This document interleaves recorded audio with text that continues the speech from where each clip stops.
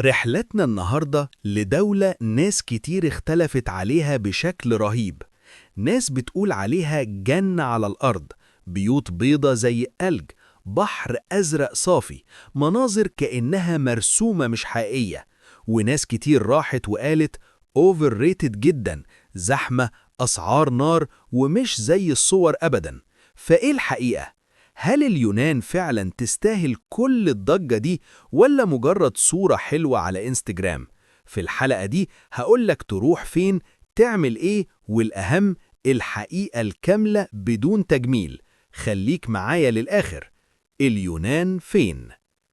اليونان موجودة في جنوب شرق أوروبا، مطلة على البحر المتوسط وبحر إيجا.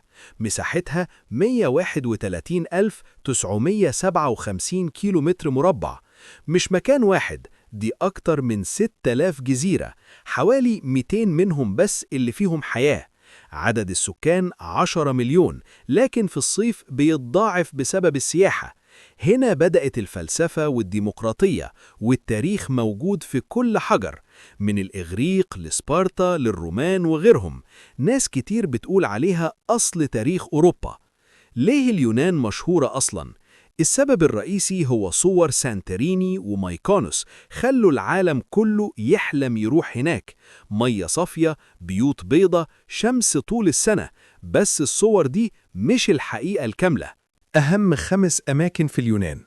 سانتوريني، الأيقونة، دي الصورة اللي في دماغ كل واحد. بيوت بيضة وقباب زرقاء وغروب أسطوري. جميلة فعلا، لكن في الصيف بتبقى زحمة مبالغ فيها وأسعار عالية جدا. المكان فعلا جميل جدا، وكل زاوية فيه ممكن تبقى صورة. سانتوريني مش بس جزيرة جميلة، دي واحدة من أشهر الجزر البركانية في العالم. من حوالي 3600 سنة حصل انفجار بركاني ضخم جدا، يعتبر من أقوى الانفجارات في التاريخ. الانفجار ده دمر جزء كبير من الجزيرة وخلى شكلها الحالي يظهر نص دايرة حوالين بحر، الكالديرا. قبل الانفجار كان في حضارة متقدمة جدا اسمها حضارة أكروتيري، وكانت قريبة في تطورها من الحضارة المينوية في كريت. المدينة دي اتدفنت تحت الرماد البركاني، وده حافظ عليها بشكل مذهل، زي ما حصل في بومبي في إيطاليا. لحد دلوقتي آثار أكروتيري تعتبر من أهم المواقع الأثرية في اليونان. ميكونوس، الحياة الليلية، دوشة وحفلات وموسيقى. لو بتحب الجو ده أكيد هتعجبك، إنما لو بتحب الهدوء ممكن تحس إنك مش في مكانك. بس تاريخها أهدى بكتير من صورتها الحالية. في العصور القديمة كانت جزيرة بسيطة قريبة من جزيرة ديلوس، اللي كانت مركز ديني وتجاري مهم جدا في اليونان القديمة. ميكونوس نفسها ما كانتش قوية اقتصاديا، واعتمدت لفترة طويلة على الصيد والتجارة البسيطة. في العصور الوسطى وبعدها الحكم العثماني فضلت جزيرة هادية وفقيرة نسبيا. التحول الحقيقي حصل في القرن العشرين. بداية من الخمسينات والستينات بدأت السياحة تدخل الجزيرة، وبالتدريج اتحولت من جزيرة هادية لواحدة من أشهر وجهات السياحة في العالم. طابعها الحالي بيوت بيضة بسيطة، شوارع ضيقة متصممة ضد الرياح، طواحين هواء قديمة بقت رمز للجزيرة. لكن في نفس الوقت بقت من أكتر الأماكن زحمة وغلا في اليونان. أثينا، قلب اليونان الحقيقي. أثينا يعني أكروبوليس والتاريخ. بعيد عن المناطق السياحية هتشوف اليونان الحقيقية، زحمة وشوارع عادية. أثينا مش مجرد عاصمة اليونان، دي واحدة من أقدم المدن المأهولة في العالم. تاريخها بيرجع لأكثر من 3000 سنة، وكانت مركز حضاري ضخم في اليونان القديمة. هنا بدأت أفكار غيرت العالم: الديمقراطية، الفلسفة، العلوم، ومنها خرج فلاسفة زي سقراط، أفلاطون، أرسطو. أهم معالمها أكروبوليس، التل الشهير اللي عليه معبد بارثينون، وده رمز أثينا الأساسي. المعالم دي مش مجرد آثار، دي دليل على قوة الحضارة اليونانية القديمة. أثينا النهاردة مدينة فيها تناقض واضح، تاريخ ضخم جدا جنب حياة عادية وزحمة حديثة. تقدر تشوف معبد عمره آلاف السنين، وبعده بشارع واحد تلاقي كافيهات ومحلات وزحمة طبيعية جدا. أثينا ممكن تكون مش أجمل مدينة في اليونان، بس أكيد هتكون أهمهم، لأنها ببساطة بداية الحكاية كلها. جزيرة كريت، الاختيار الذكي. أكبر جزيرة، شواطئ، طبيعة، أسعار أقل، وزحمة أقل. أفضل خيار متوازن لأول مرة. جزيرة كريت مش بس أكبر جزيرة في اليونان، دي ممكن تكون أهم جزيرة في تاريخها كله. كريت كانت مهد أول حضارة متقدمة في أوروبا. اسمها الحضارة المينوية. ظهرت تقريباً سنة 3000 قبل الميلاد. دي كانت حضارة متطورة جداً في العمارة، عندها نظام إداري وتجارة قوية في البحر المتوسط. أشهر معالمها قصر كنوسس، واحد من أقدم القصور في أوروبا، ويقال إنه مرتبط بأسطورة المتاهة والمينوتور. كريت النهاردة جزيرة كبيرة ومتنوعة جداً، شواطئ من أجمل في أوروبا، جبال وقرى تقليدية، مدن فيها حياة عادية مش سياحية بس، والأهم أهدى وأقل زحمة من سانتوريني وميكونيس. كريت مش أشهر جزيرة في اليونان، بس ممكن تكون أكثرهم توازناً بين التاريخ والطبيعة والحياة الحقيقية. ميتيورا، السر اللي محدش بيتكلم عنه، صخور عملاقة وأديرة معلقة في الهواء، منظر خيالي وأقل زحمة. ميتيورا مش مجرد مكان سياحي، دي واحدة من أغرب وأقدس الأماكن في اليونان. المكان عبارة عن صخور عملاقة طالعة من الأرض بشكل غريب جدا. التكوينات دي عمرها ملايين السنين، شكلها يخلي المكان كأنه مش من كوكب الأرض.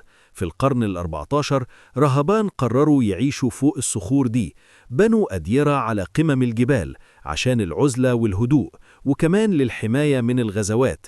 في وقت من الأوقات كان في أكتر من 20 دير، النهاردة موجود حوالي 6 بس. إزاي كانوا بيطلعوا؟ زمان ما كانش فيه سلالم، كانوا بيستخدموا حبال وسلاسل يطلعوا بيها الناس والمؤن، وده يديك فكرة قد إيه المكان كان صعب الوصول ليه. حالياً هو واحد من أشهر الأماكن الروحية في العالم، بيجمع بين الطبيعة، التاريخ والدين. ميتيورا مش مجرد منظر، هو إحساس بالهدوء والرهبة في نفس الوقت. ميتيورا مكان يخليك تحس إن الإنسان قدر يعيش في المستحيل ويبني حياة فوق السحاب. في مكان كمان مهم جدا، نافبليو، واحدة من أجمل وأهدى مدن اليونان، وفي نفس الوقت ليها قيمة تاريخية كبيرة جدا. نافبليو كانت أول عاصمة لليونان الحديثة. بعد استقلال اليونان في القرن ال19 اتحولت لعاصمة لفترة قصيرة، وده يخليها من أهم المدن في تاريخ الدولة الحديثة. المدينة عدى عليها أكتر من حكم، بيزنطي، عثماني، فينيسي، وده واضح جدا في شكلها، قلاع، شوارع أوروبية، طابع مختلف عن باقي اليونان. أهم معالمها بالاميدي فورترس، قلعة ضخمة فوق الجبل بتوصل لها بدرج طويل جدا، وبورتسي كاسل، قلعة صغيرة في وسط البحر بقت رمز للمدينة. نافبليو النهاردة مدينة رومانسية هادية بعيدة عن الزحمة، شوارع ضيقة وملونة، كافيهات على البحر، جو أوروبي مريح، والأهم إنها أقل زحمة وأرخص من الأماكن المشهورة زي سانتوريني. نافبليو ممكن تكون من أجمل مفاجآت اليونان، لأنها ببساطة بتديك نفس الإحساس بس من غير الزحمة والضغط. وأكيد مش هننسى تجربة الأكل اليوناني. الأكل في اليونان بسيط بس طعمه قوي ومميز، بيعتمد على المطبخ المتوسطي، زيت زيتون وخضار طازة ولحوم مشوية. من أشهر الأكلات سوفلاكي وجيروس وأطباق بحرية طازة جدا بحكم إن البلد جزر، وكمان الجبنة اليوناني زي فيتا موجودة تقريبا في كل حاجة. التجربة مش فخمة بس نظيفة وطعمها حقيقي جدا. نيجي للجزء الأهم، التكلفة. اليونان مش رخيصة خصوصا في الصيف. الإقامة هوستل من 25 ل 50 دولار، هوتيل من 80 ل 200 دولار، الأكل من 10 ل 25 دولار للوجبة، التنقل بين الجزر من 20 ل 80 دولار للفري. متوسط الأسبوع من 800 ل 1600 دولار حسب أسلوبك. الصعوبات والحقيقة المرة. الزحمة. في أشهر الأماكن ممكن تحس إنك في طابور مش رحلة. الأسعار. في الموسم الأسعار ممكن تتضاعف لنفس الخدمة. التنقل بين الجزر بياخد وقت ومش دايما مريح. الأماكن الأوفر ريتد. في أماكن شكلها أحلى في الصور من الحقيقة. الخدمة. بعض الناس بتشتكي من بطء الخدمة خصوصا في الأماكن السياحية، بس لو خططت صح هتتجنب 80% من المشاكل دي. أفضل وقت تسافر اليونان.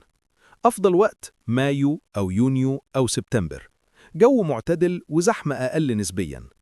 اليونان مناسبة لمحب البحر والتصوير والتاريخ، مش مناسبة لو ميزانيتك محدودة جداً أو بتكره الزحمة. الخلاصة: اليونان ممكن تبقى أجمل رحلة في حياتك، بس مش زي الصور 100%. لو خططت صح واخترت المكان المناسب هتعيش تجربة لا تنسى.